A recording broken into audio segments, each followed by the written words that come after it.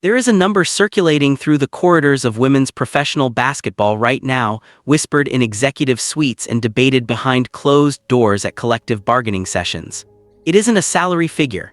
It isn't a revenue split or a cap number or a television deal term. It doesn't appear in any official league document or press release. But everyone inside the WNBA's power structure knows it, thinks about it constantly, and quietly builds their strategy around it, because what it represents isn't just a data point. It's a reckoning. It's the attendance figure from a Team USA practice session that rewrote the financial logic of an entire sport before a single competitive game had been played. To understand why that number matters so much, you have to go back. Not to last season, not to the draft, but to the foundation, to what the WNBA actually was before one March night in 2024 came along and shattered every assumption the league had been operating under. For most of its existence, the WNBA didn't run on revenue, it ran on belief. That belief was genuine and it was widely shared. Commissioners repeated it in their opening remarks. General managers embedded it in their long-range projections. Players carried it with them through grueling off-seasons that sent them overseas just to make a livable wage. Fans held on to it as a kind of secular faith, the conviction that eventually the world would catch up to what they already knew was happening on the court. The argument was straightforward. The product was elite, the athletes were extraordinary, and the audiences were out there somewhere, dormant, waiting for the right moment to be activated. Give it time. Build the infrastructure. Be patient. The market will recognize what it's looking at. The problem was that the market kept looking away. Season after season, the WNBA produced championship basketball of genuine quality, games that went to the wire, individual performances that would have generated weeks of highlight coverage if they'd happened in any men's league, athletes who brought technical precision and competitive intensity that demanded attention. And still, the broader American sports audience changed the channel. The ratings were respectable in the context of women's sports, but modest against the broader television landscape. The camera operators at games learned which angles to avoid, the sections that stayed empty even when the action on the court was spectacular. The sponsorship dollars were real but restrained. They represented the economics of cause-based investment, not the economics of an audience that advertisers believed was already there and already spending. The players understood this dynamic precisely. So did the owners, so did the league office. And for years, everyone operated under a shared unspoken arrangement. This was the price of building something new and important, the necessary patience required to let a genuinely undervalued product find its audience, and the belief that when the growth finally came, the people who had suffered through the lean years would share in the reward. Then Iowa played LSU in March 2024 and everything changed. 12 million people watched that game. 12 million for a college women's basketball game, more than many NBA playoff matchups that same year, more than certain college football windows that the industry had long treated as untouchable benchmarks. A number so far outside the range of anything the league had been projecting that industry analysts spent weeks trying to figure out whether they'd read it wrong. They hadn't. The 12 million wasn't a statistical anomaly or a lucky programming window. It was a genuine demand signal, the kind that only emerges when a sport intersects with something larger than itself, a cultural moment, a transcendent figure, an audience that suddenly decides collectively and without coordination that this is the thing they want to be watching. But the number didn't just change the conversation about women's basketball, it changed the nature of the question entirely. Before March 2024, the governing question inside the WNBA was, when will women's basketball finally break through to a mass audience? That question carried within it a comfortable patience, the assumption that the barrier was structural, external, a matter of exposure and distribution and timing rather than anything internal to the league itself. After March 2024, the question changed shape. It became, if women's basketball can draw 12 million viewers, why hasn't the WNBA been drawing them? And immediately behind that question, quieter but far more destabilizing, came a second one. If one specific, identifiable, quantifiable player is responsible for moving the needle that dramatically at the college level, what does that mean for every contract, every revenue projection, and every collective bargaining position that has been built on the assumption that no individual is bigger than the league itself? Those questions were still reverberating through every boardroom and negotiating session in the sport when Caitlin Clark got drafted by the Indiana Fever. And everything that followed, the ratings, the attendance spikes, the sponsorship surge, the labor war, was downstream of the collision between those questions and the financial architecture of a league that had never been designed to answer them. There is a particular kind of moment in any labor negotiation when the abstract becomes undeniable, when the arguments that have been living in spreadsheets and legal briefs suddenly collide with something happening in the real world that neither side can spin, minimize, or reclassify. For the WNBA, that moment didn't happen in a conference room. It happened in a gym. The Team USA training camp preceding the 2024 Paris Olympics was on paper an ordinary part of the international basketball calendar. Elite players assembling to run systems, prepare for competition, represent the country on the world stage. The kind of event that generates modest coverage and social media content before fading from public consciousness the moment the regular season begins. This one didn't fade. When the roster was announced and the practice schedule released, what followed wasn't the controlled, predictable media cycle that USA basketball had grown accustomed to managing. It was something closer to a cultural event, the kind that trends without being manufactured, that fills spaces simply because people genuinely want to be near it. The crowds gathered outside that training facility weren't there for the program. They weren't there for the legacy or the tradition or the history of American basketball dominance on the world stage. They were there for one specific reason that required absolutely zero ambiguity to identify. And every owner, every executive, and every negotiator with a stake in the labor discussion was watching with a level of analytical attention that went well beyond typical Olympic preparation interest. To fully grasp why those images were so destabilizing, you need to understand what was happening inside the union's strategy in the months leading up to that camp. The veteran players who formed the backbone of the WNBA's labor movement had spent years building toward this negotiation. Their argument was explicit and morally coherent: rising revenue belongs to all players. The stars and the role players and the veterans who had built the league through its difficult decades, the women who had played for wages that wouldn't justify the sacrifice without genuine belief in the sport's future, all of them deserved to share in what women's basketball was becoming. It was the right argument. Historically and ethically, it was the correct argument. The players who had ground through undercompensated seasons, who had flown overseas every winter just to make a living, who had stayed in a domestic league that couldn't match the overseas money because they believed the moment was coming, those players had real equity in whatever the WNBA was growing into. The union's strategy was built on a specific assumption that seemed at the time entirely reasonable: that Caitlin Clark's commercial value was transferable, that the audience she brought through the door would develop loyalty to the broader product, that fans who showed up for her would stay for the sport, that the rising tide would lift the whole coastline, as it had in every other successful league expansion narrative in professional sports history. What the data was actually showing after year one was something more complicated. Clark's audience was intensely, stubbornly loyal to Clark, not hostile to the rest of the league, not deliberately withholding support from other players, but also not organically transferring their viewership and their spending to games that didn't feature her. Ratings for WNBA games without Clark in the lineup didn't move the way they needed to move if genuine league-wide audience development was happening at the pace the union's revenue projections required. They stayed closer to the pre-Clark baseline than anyone publicly wanted to acknowledge. In practical terms, for the negotiating table, this was brutal. The owners could sit across from union representatives making arguments about league-wide revenue growth and respond with data in hand. Show us where. Show us the markets that lit up on their own, independent of her presence, in ways that prove this is systemic transformation rather than a single-player phenomenon. The union didn't have a clean answer because the answer had a name. There is a specific kind of silence that settles over a negotiating room when both sides recognize simultaneously that the argument has shifted underneath them. Not the silence of impasse, not the dramatic tension of two parties digging into positions they've already committed to publicly. Something quieter, the silence of people doing math they don't like the answer to.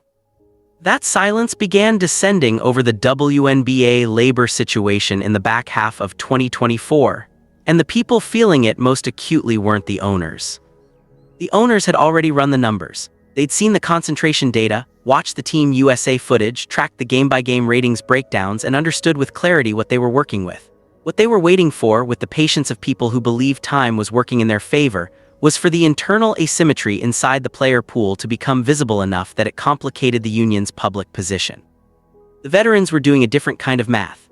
What they were quietly calculating was something that cut deeper than a revenue percentage dispute, what it meant to have spent a career building something valuable, to arrive at the moment when that something finally had genuine commercial weight, and to discover that the market had decided, with complete indifference to sacrifice or history or moral claim, that the value belonged almost entirely to someone who had just shown up. Let's be precise about who we're talking about, because this part of the story gets flattened in most coverage into a simple generational conflict narrative that fundamentally misses what's actually happening. The veteran core of the WNBA in 2024 and 2025 wasn't a monolith of resentful stars protecting territory. It was a collection of genuinely elite athletes, players with Olympic gold medals, championship rings, scoring records, and defensive legacies, who had made specific career sacrifices based on specific assumptions about how the growth story would eventually pay out. Those assumptions were built on real precedent. When a rising tide finally comes in, it lifts the whole coastline.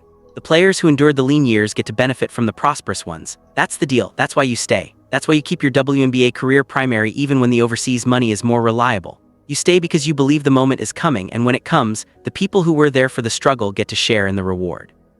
What 2024 revealed was that the moment had arrived. The tide had genuinely come in, but it hadn't behaved the way the model predicted. It had surged through one very specific channel, and the veterans standing on other parts of the coastline were watching the water rise somewhere else. The WNBA Players Association's decision to opt out of the collective bargaining agreement generated exactly the kind of polarized media coverage that labor disputes always produce. Half the commentary framed it as a long overdue reckoning, underpaid athletes finally drawing a line against ownership groups that had profited from their labor for decades while keeping them in conditions that would be unacceptable in any other major professional league. The historical grievance was legitimate. The moral framing was easy to construct and genuinely accurate in its broad strokes. The other half went the predictable opposite direction, players threatening to blow up a season that was finally gaining momentum, poor timing, strategic self-sabotage, biting the hand that had recently started feeding. Both framings missed the actual story. The actual story wasn't about optics or moral authority or which side deserved audience sympathy. It was about whether the threat itself had structural integrity, whether the nuclear option could do what nuclear options need to do, which is create enough genuine fear on the other side to force movement. And that question had a specific answer that neither side of the media coverage wanted to engage with honestly. A credible work stoppage threat requires unity, not the performative unity of joint press statements and carefully coordinated public messaging. Real unity, the kind where every player in the negotiation has roughly equivalent stakes in the outcome and equivalent exposure to the consequences of escalation. The kind where withholding labor creates a uniform gap on the other side that cannot be selectively filled. The WNBA's player pool had a structural problem with this requirement that became more visible the longer the negotiation continued. The player with the most individual market power, the player whose presence or absence from a 2026 season would matter most to every revenue calculation the owners were running, was also the player with the least financial pressure to escalate. Caitlin Clark on her rookie-scale contract was underpaid relative to her market value in ways that were genuinely extraordinary by any measure of professional sports economics. But underpaid relative to market value and financially desperate are two entirely different conditions. Her endorsement portfolio, Nike, Gatorade, State Farm, and a list that kept expanding throughout 2024 and into 2025, meant that a canceled season wouldn't devastate her financial position the way it would devastate a player whose entire professional income came from her WNBA contract. The veterans pushing hardest for the most aggressive negotiating posture were, in many cases, the players for whom a lost season represented the most severe financial and career consequences. They were also, increasingly, the players whose absence from a 2026 season the ownership data suggested the market could absorb most readily. That asymmetry was corrosive inside a unity-dependent strategy, and the ownership groups read it with a precision that the union's public solidarity messaging was actively working to obscure. The moment the work stoppage threat starts looking more dangerous to the people holding it than to the people it's aimed at, it ceases to be a nuclear option. It becomes a liability. That moment arrived gradually, then suddenly, the way most critical shifts arrive in long negotiations. It arrived in the form of questions that reporters began asking, questions that no one inside the union's communications operation had a satisfying answer for. What does Caitlin Clark actually want out of this negotiation? Has the union's leadership spoken directly and substantively with the players whose endorsement income insulates them from the financial pressure a work stoppage creates? If the 2026 season is canceled, who absorbs the cost most heavily? And is that distribution consistent with the distribution of who benefits most from the demands being made? These weren't bad faith questions designed to undermine the union's position. They were the obvious questions that emerge when any complex negotiation receives genuine analytical attention. And the fact that the union's public-facing operations struggled to answer them cleanly was itself information about the internal state of the strategy. Clark, for her part, remained conspicuously measured in every public forum. She spoke about respecting the process, about understanding the history, about believing players deserved better compensation. She said all the right things in the right tone with the right degree of careful neutrality. But careful neutrality from the player whose market position is the central unspoken variable in the entire negotiation is not the same thing as enthusiastic strategic alignment. And everyone in the league's power structure understood the difference between those two interpretations, even when the words being said were technically compatible with both. The owners understood this. They were waiting for it. There is a version of this story where the labor dispute resolves cleanly, where the union's demands meet ownership's concessions somewhere in a rational middle. Both sides declare victory in carefully worded press releases, and the 2026 season tips off on schedule with a new collective bargaining agreement that everyone publicly calls historic. That version might still happen, but even if it does, it won't change what the market already said. It won't erase the data generated during the most commercially revealing 18 months in women's professional basketball history. Start with television, because television is where professional sports leagues live or die in the modern rights fee environment. The WNBA's 2024 broadcast deal was a genuine milestone by any historical standard, a package involving Amazon and NBC that represented a staggering increase over previous arrangements, giving the league a level of mainstream distribution visibility it had never previously commanded. The kind of deal that gets described, correctly, as a validation of everything the league had been building toward. But television deals are priced on projections. They reflect what the market believes is coming rather than what's currently there. The 2024 deal was priced in significant part on the Caitlin Clark projection, the reasonable expectation that the player who had just delivered 12 million viewers to a college basketball game was about to deliver similarly transformative numbers to the professional league that drafted her. That expectation wasn't wrong. The numbers she delivered in her rookie season were real, significant, and justified the optimism embedded in the rights fee. The leading indicators, game-by-game ratings data, attendance breakdowns by market and matchup, sponsor activation performance by event, told a more specific story. Games featuring Clark performed at levels that in some broadcast windows were genuinely competitive with second-tier NBA playoff matchups. Not the finals, not the conference semifinals, but in the range of first-round games that the NBA itself treats as background programming. For regular season WNBA basketball, that was unprecedented. The kind of number that makes network executives call each other at 6 in the morning. Games without Clark performed at a level that was better than the pre-2024 baseline, genuinely better, meaningfully better, but not at a level that independently justified the revenue growth narrative the union was building its position on.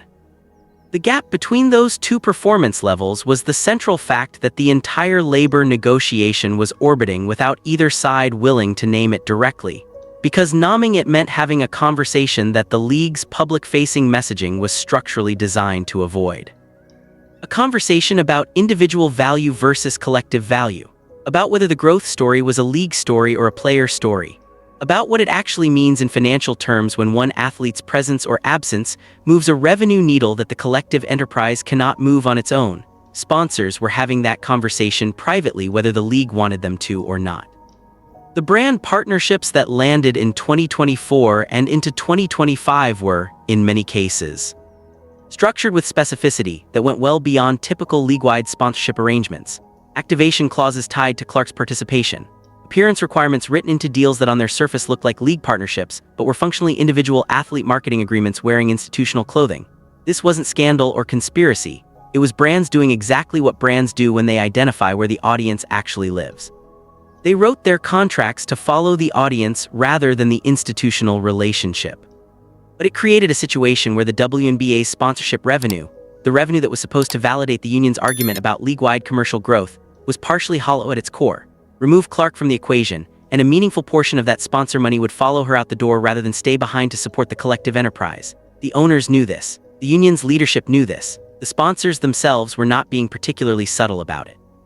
What nobody wanted to do was say it clearly in a room where the consequences would be immediate. The arena story was similarly layered. Overall WNBA attendance in 2024 was up substantially, the kind of increase that generates genuine positive coverage and gives everyone involved in league operations something real to feel good about. But the increase wasn't uniform across markets. The pattern of where it was concentrated and where it was absent told a specific story to anyone willing to read it carefully.